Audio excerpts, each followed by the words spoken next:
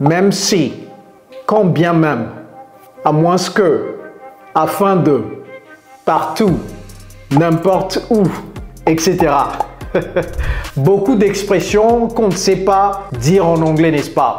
En anglais, il y a un terme assez intimidant pour décrire ces choses ou ces expressions. On les appelle adverbial clauses. Mais nous n'allons pas nous attarder sur ces termes intimidants.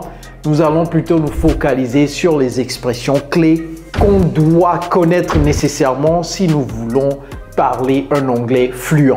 Alors à vos carnets de notes, nous allons apprendre énormément de choses. Ready? Let's go! Hello everybody, it's Coach Joe, your English coach. So today, as I mentioned, we will talk about adverbial clauses. All right? But again, don't worry about the name adverbial clauses. All right? So let's just call it AC.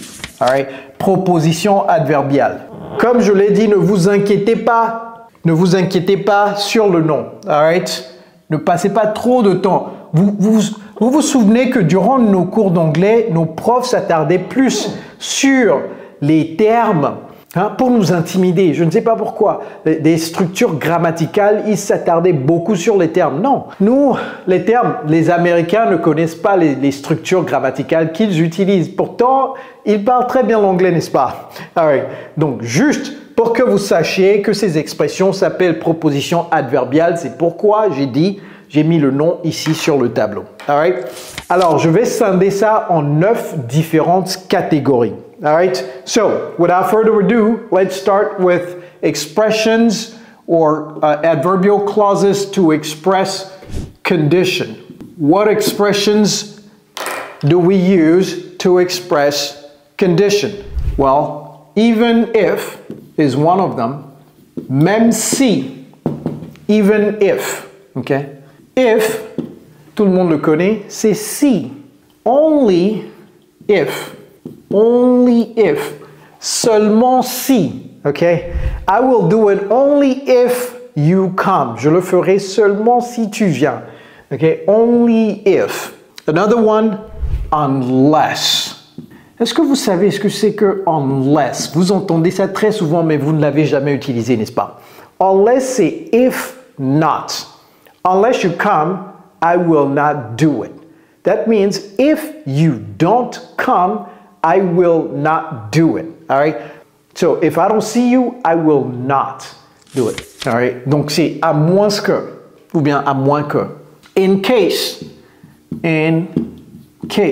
au cas où. Commencez à utiliser. Vous voyez déjà, waouh! Combien de ces expressions vous n'utilisez pas? Pourtant, vous avez besoin de dire ces choses-là, n'est-ce pas? Au cas où il pleuvra, on ne fera plus la réunion, ok? In case it rains, we will not hold the meeting. To hold the meeting. Apprenez cette expression. Hold, H-O-L-D. To hold the meeting. Faire une réunion. All right, so we have adverbial clauses to express places.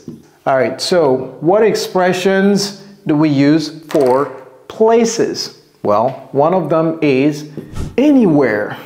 Anywhere, c'est n'importe où. OK? Je te battrai n'importe où tu choisiras.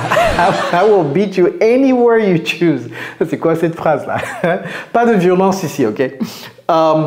Where. Where, ça tout le monde le connaît. Mais est-ce que vous connaissez son grand frère? Wherever. Wherever, c'est où que ce soit. Wherever you go, you see these things. Okay? Partout où vous allez, ou n'importe où vous allez, ou où que vous alliez, vous voyez ces choses-là. Okay? Everywhere. Partout. Everywhere. Okay? All right. Let's talk about time. What adverbial clauses do we use to express time? Well, what about after? Et ça, je vais vous apprendre à éviter une erreur que 90% des étudiants qui rentrent dans notre programme font avant de rentrer dans notre programme. Bien entendu, après avoir fini notre programme, ils ne font plus cette erreur. D'ailleurs, nous avons un programme d'immersion anglaise sur mesure pour les francophones comme vous. Si vous voulez qu'on vous tienne la main pour améliorer plus rapidement votre niveau d'anglais, Eh bien, rentrez dans la barre de description, il y a un lien, cliquez sur ce lien, remplissez vos informations et moi-même, je vais vous contacter pour vous en dire plus. Nous avons déjà aidé des milliers de francophones, littéralement, dans plus de 50 pays du monde à maîtriser l'anglais. Okay? Alors, l'erreur que la vaste majorité des débutants et même certains niveaux intermédiaires font avant de rentrer dans notre programme, c'est quoi? After. Ça veut dire quoi? Bon, lorsque vous parlez d'une séquence d'actions, c'est-à-dire une succession d'actions, et vous dites « j'ai mangé et après j'ai pris la douche », ne dites pas « I ate and after I took a shower ». Non, c'est « after that ». Ajoutez « that », ok? After. All right. Après, quoi d'autre? Après, after, il y a bien sûr son petit frère before. Before. Okay? After et before, lorsque vous ajoutez un verbe, mettez ce verbe à la forme ing. Ne dites pas after go, mais after going. Ne dites pas before leave, mais before leaving. Dès que, c'est quoi? As soon as. As soon as. Commencez à utiliser as soon as.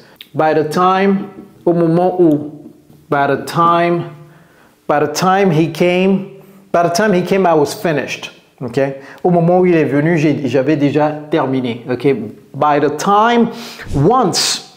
Hein? Pourquoi vous n'utilisez pas once? Pourtant, on l'utilise tout le temps en français, n'est-ce pas? Hein? Une fois que tu auras terminé, dis-le-moi. Once you finish, tell me. Okay? Une fois que. Once you come to Côte d'Ivoire, call me. Since, puisque.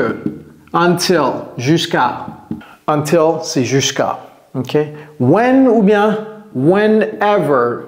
Whenever. Whenever, bon, la différence entre when et whenever, c'est quoi? Ça, c'est quand.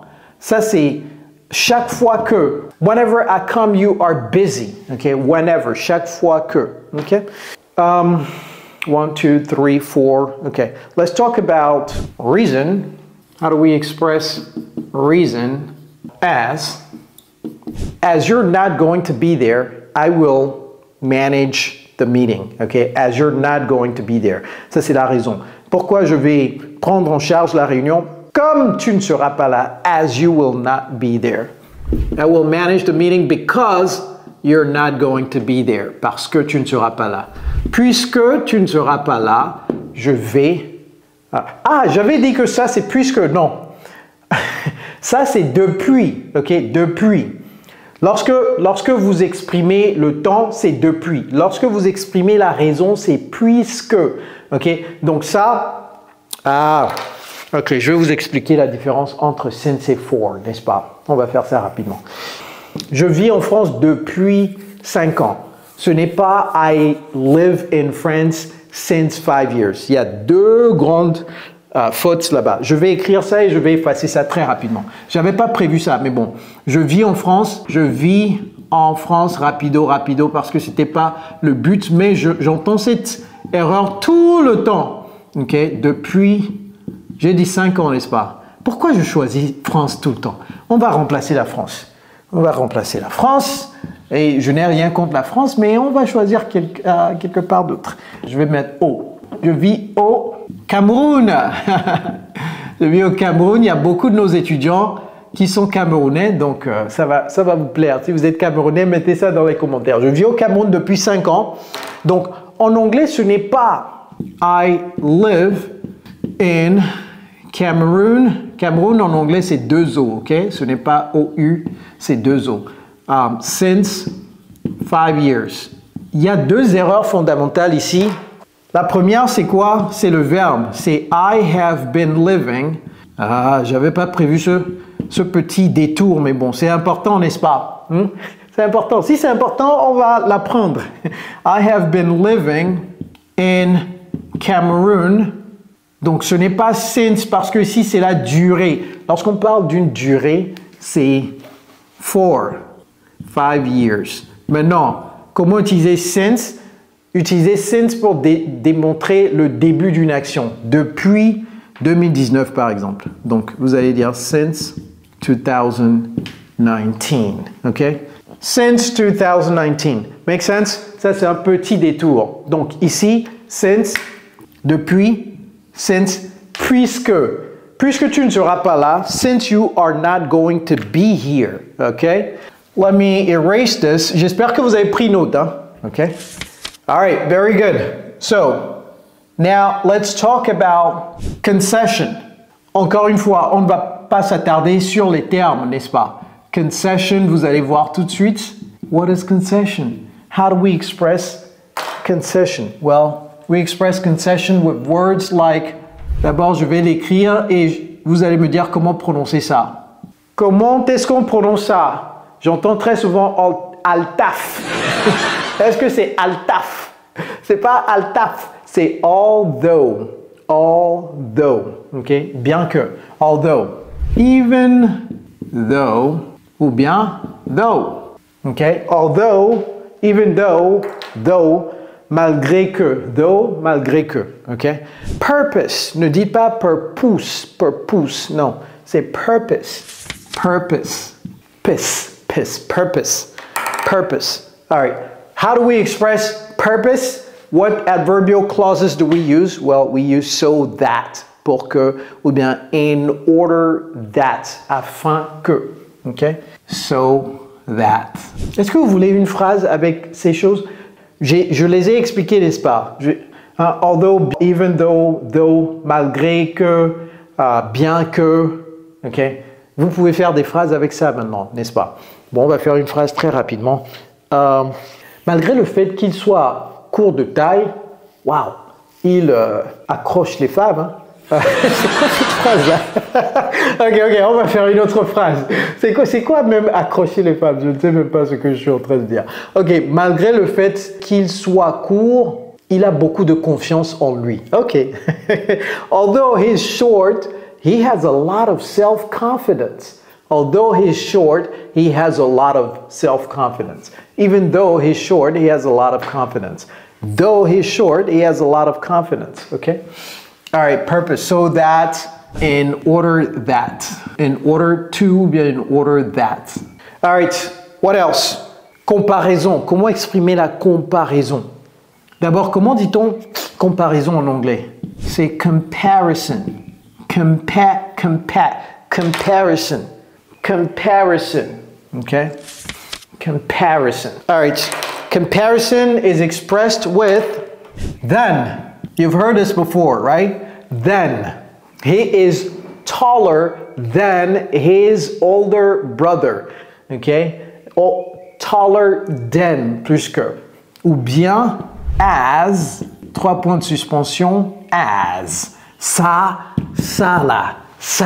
vous cause beaucoup d'ennui, n'est-ce pas? C'est aussi quelque chose que quelque chose. Il n'est pas aussi grand de taille que son petit frère, ou bien que son grand frère. He is not as tall as his little brother or his older brother. Grand frère, ce n'est pas grand brother, ok? Grand frère, ce n'est pas grand brother. So, comparison, we use than or as. Quelque chose as. Aussi, 3 points de suspension que. All right, next, let's talk about manner. Manner is the way you do something. All right, manner, la manière de faire quelque chose. Here, you can use expressions like as if, comme si, par exemple. Il faut vous comporter comme si vous aviez déjà le succès. En anglais, you should behave, se comporter, to behave. You should behave as if you were already successful. Son grand frère, c'est quoi? Just as. Et des fois, on ajoute if également. Just as if. All right? Okay. And then, let's talk about the last one, which is a little bit confusing. It's result, to express result. We express result with so that, ou bien such that. Donc, je vais mettre les 3 points de suspension ici. Ça veut dire quoi? Ça, j'ai besoin de faire une phrase sur le tableau, n'est-ce pas? Ok. Par exemple, il pleuvait si fortement, donc so that, c'est si et que. Il pleuvait si fortement que le jeu a dû être interrompu. Comment dire ça en anglais? Il pleuvait si fortement que le jeu a dû être interrompu. Même en français, là, ces conjugaisons-là, c'est pas facile. En anglais, it was raining so hard that they had to stop the game. Où est-ce que je vais écrire ça? On n'a pas de place, donc je vais commencer ici, ok? It was raining so hard. So, donc les 3 points de suspension, mettez hard là-bas. Mettez quelque chose là-bas. So hard that they had to stop the game. The game, le jeu, the game. Si c'est un match de foot, vous pouvez également dire the soccer game ou bien vous pouvez également dire game ou bien vous pouvez dire the match. So, 3 points de suspension, that. OK? So hard that. Mais non, such that, c'est quoi? C'est tel que. Mais si je vous disais tout simplement tel que, vous ne saurez jamais comment l'utiliser dans une phrase. Donc, je vais vous donner un exemple également. Bon, on va dire, elle était d'une telle beauté que tous les hommes tombaient amoureux d'elle. Wow! C'est quelle femme ça? En anglais, she had such a stunning beauty that every man fell for her. Wow! Je vais vous expliquer également le terme stunning. She had such stunning beauty. Here, we can even say such stunning beauty. Pas nécessairement le such stunning beauty that every man fell for her. Et est-ce que c'est vous? Mettez-moi en commentaire si c'est vous. Fell for her. Alors, tomber amoureux de quelqu'un, to fall for. Donc, vous avez appris également to fall for someone, n'est-ce pas? Stunning, époustouflant. Such stunning beauty that. Donc, vous voyez que ici, stunning beauty, c'est les 3 points de suspension. Such, that, plus quelque chose au milieu. She had such a stunning beauty that. Donc, c'est le résultat de sa beauté. Le résultat de sa beauté, c'est que tous les hommes tombaient amoureux d'elle.